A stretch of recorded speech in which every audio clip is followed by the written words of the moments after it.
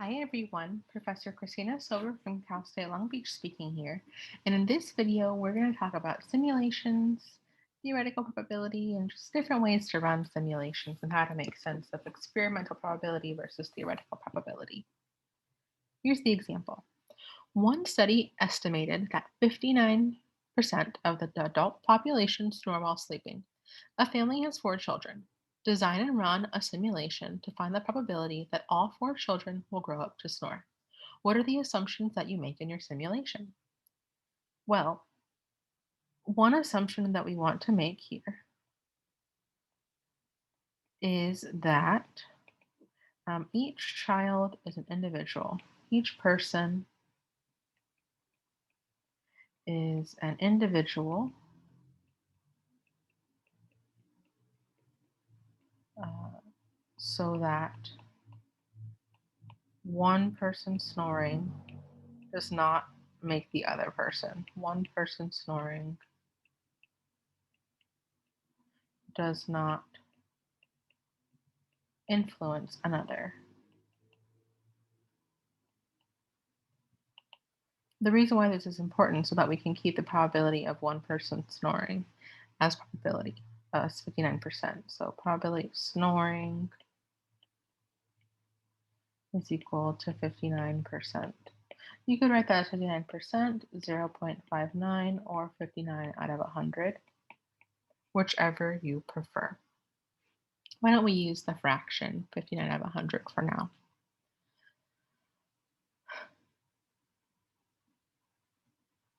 First, what I want to do is figure out the theoretical probability. I'm going to draw a tree diagram so that I can make sense of what's going on because I want to get the probability of all 4 snore. So let's look at that tree diagram. I'm going to try to draw it really big so I can get some space.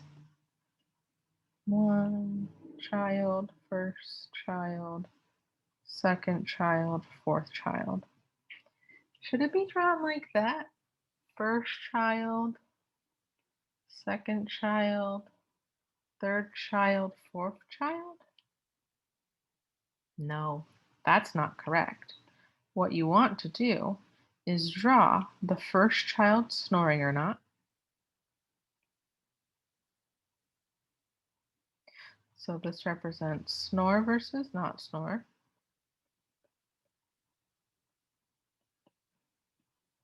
Again, that's 59% snoring to 41% not snoring. And this is just the first child and whether or not they snore. Then the second child could snore or not snore based off of the first child. And same thing if the first child didn't snore or did snore.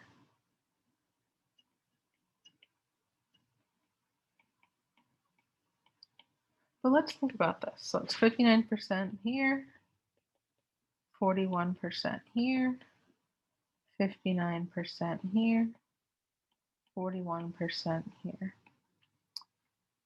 I want to get all 4 children snoring. So this part gives me what I want, snoring. The other part doesn't. The not snore for the first child, I already can't include them. So I don't care about this branch here. This branch to the right doesn't even matter. Oh, that makes my life a little bit easier. So that's my second child here.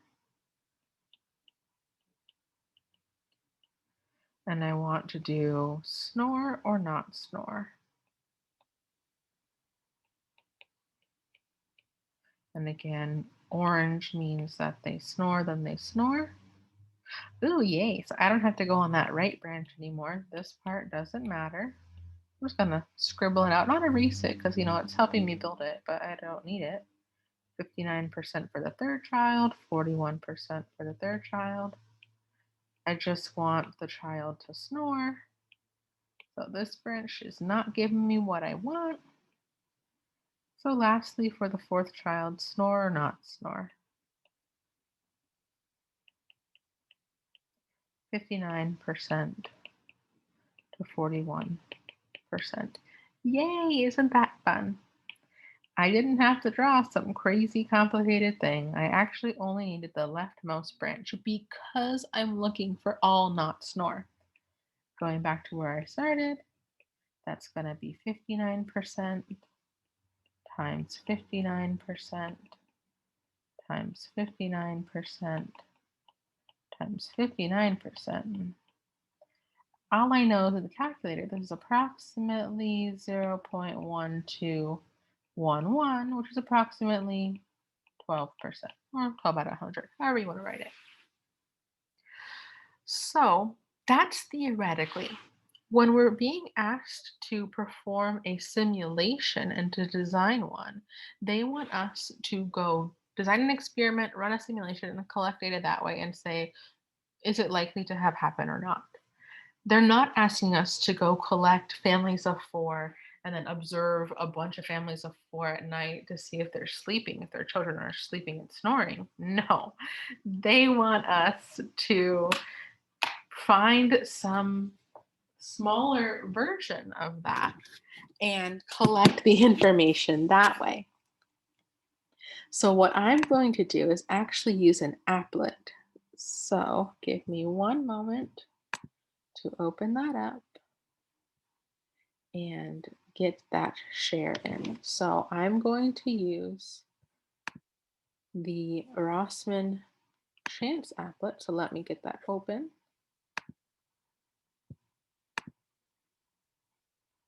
so that we can share that with each other.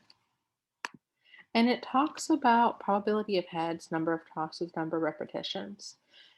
We're not using coins. We have people of 59% snoring. And again, I'm going to have a link available in the chat to this website. And also I'll have a reference list on our class teams page so that we can use it together in that way too. We know, again, the probability of heads here. Let me just put a little notation. This is actually the probability of snoring.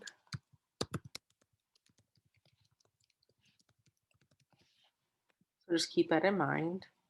We are going to change this to be 59% or 0.59. And oh, look at that. The applet itself changes it to probability of success. And for us, success is having snoring. Sample size used to be the number of times that you're flipping the coin in one trial. We have 4 children, so this should be 4 here. And let's just do this one time. Let's observe a simulation one time to see what happens. You can choose to have it annotate or not, but notice like each person's represented by a spinner and it's being simulated that a spinner's being spun to collect it. Success means you've had 1 child snoring. Failure means 3 children are not snoring. And you can see in the graph here, 1 little dot means 1 snoring out of the 4. Well, doing a simulation once does not give you good experimental data. I'm going to do number of successes is the number of times that I get families of 4 where all of the children are snoring. So I'm going to put it as extreme as greater than or equal to 4 and count it. It didn't happen. 0%. That's not a good enough simulation. Let's reset. And instead of only doing 1 sample, let's do 10. It happened 10% of the time. Much better. But 10% is not, or 10 trials or 10 collection of simulation is not enough information. Let's have it be 100. Rather than resetting, let's just do it 90 more times because 10 plus 90 is 100. We'll draw our samples. 13%. Oh, that's really close to the 12% that we had assumed. So 100 times is really good. But you know what? Let's get even better. Let's do it 900 more times, get 1,000 samples. Wow. In this case, for me, I got 12.1%, which is really close to 12%. Actually, in fact, my experimental probability is 12.11% and a few more decimals, but this simulation is really well designed. Going through that one more time, we changed the probability of success to be 59%. Success meant snoring. Sample size meant how many people are you looking at in a family. We had 4 children, so that's why it's 4. And our number of samples, we have it adding up to be 1,000. When we did that, we changed to choose the statistic as number of successes, meaning number of snoring children, and we wanted to be 4, all of them snoring.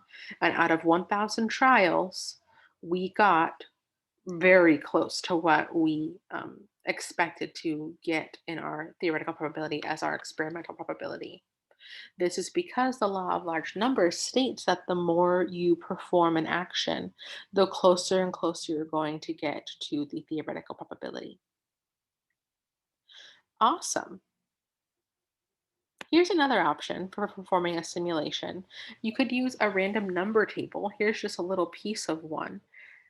But our probability of snoring is 59 out of 100. So I'm actually going to need 3-digit numbers and assign that all of the numbers 000 through 059 represent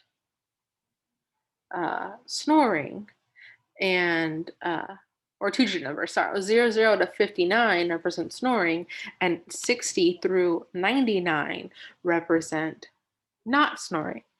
And then I'd have to look at, well, each child is 2 digits, so I have to look at 8 digits because I have 4 children. As you can see, very confusing. Random number tables are a fabulous tool that we had in the beginning of simulation practices back in the day. We now have technology, and so that's a much nicer way to do it. I showed you using the Rossman Chats applet, and we'll have a day of one of our free work meetings where we can go over this together, anybody who's interested, because you will be required to practice with this stuff. The next thing I want to do is actually show you how to do this in Excel. You all have access to Excel as students at Cal State Long Beach, so I think it's a great idea to practice using that too. So here's a blank Excel file. I want to just write down the probability of snoring that we have going on as a reminder. Well, that was equal to 0.59. And actually, you know what?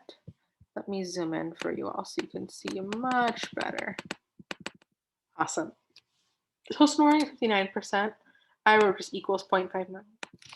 The probability of not snoring is 41%, but I want to show you a trick. If I did equals to 1 minus B1, which is the cell that says 59, it's going to give me 0.41. How cool is that? And if you want to, what you could do, you could highlight these cells and change it to be percentages if you want, if that makes you happy. Live your life. I won't stop you. I'll go back to just using percentages. It's fine. I want to find the probability of all 4 children snore. So I'm not going to, go in here and use as a calculator, but I could if I wanted to, equals 0.59 times 0.59 times 0.59 times 0.59. Sure, that's great.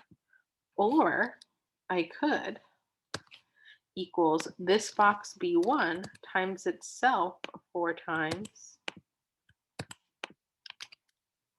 and get about 12%. Or if I want to be even more slick and use less keys, equals to B1 raised to the 4th power equals 12% about. So different ways of getting the same value. I'm just changing the format by clicking the triangle in the left corner, going to format and auto fit column width so that I can see everything a little bit more clear. Now, when we were using the Rossman Chance applet, what we did is we did a simulation of the computer randomly found success or failure of snoring, not snoring for us. What I want to do is do something random in Excel. I have my 4 children, so I have the first child, and I have the second child, and I have the third child, And I have the fourth child. And I'm going to do simulation number 1.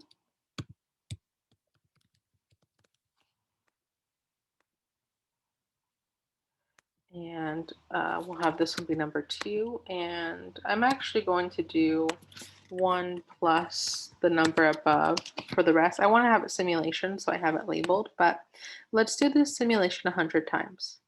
I'm going to just keep dragging until I get to 100. There's 96, 97, 98, 99, 100. You can do it more or less, whatever makes you happy. And speaking of happy, I really like my stuff to be centered, so I highlight everything and just click the center under paragraph options. It just makes me happy to have it like this.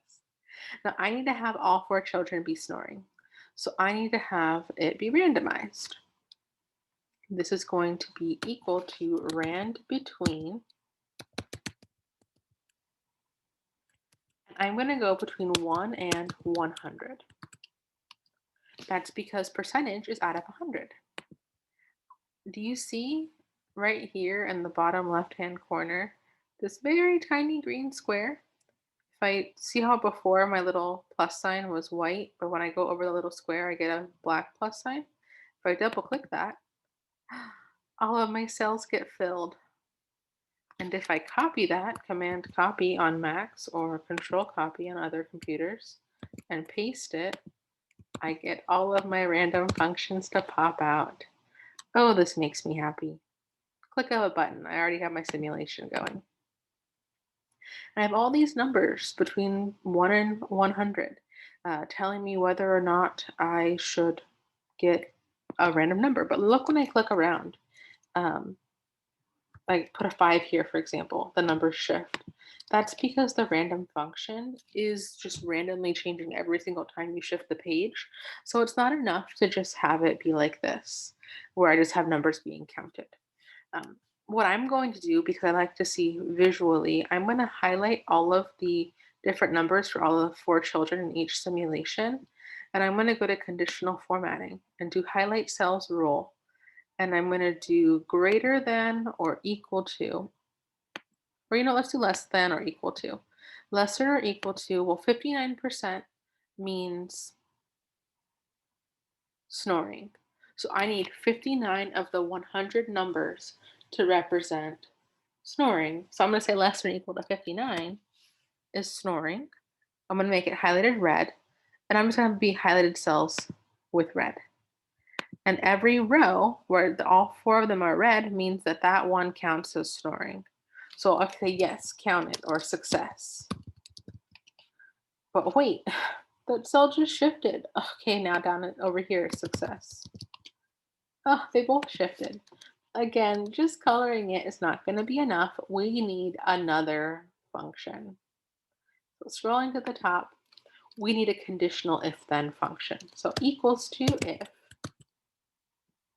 And I want it to be that if the first one is less than or equal to 59, and the second one is less than or 59, and the third one, and the fourth one. Notice how I'm saying and. I'm going to use the and function. And I want this one to be less than or equal to 59, and I want C6 to be less than or equal to 59, and I want D6 to be less than or equal to 59, and I want E6, and you can type it too, to be less than or equal to 59. I need to put parentheses everywhere, so I've closed that parenthesis, closed that one. If all of those are true, I want to have it say success. Otherwise, I want it to say not success. That's just my choice for now. And you know what? I'm going to have it be capitalized not success, just to see what happens when I do that. Let's have it all be capitalized. Make it really obvious.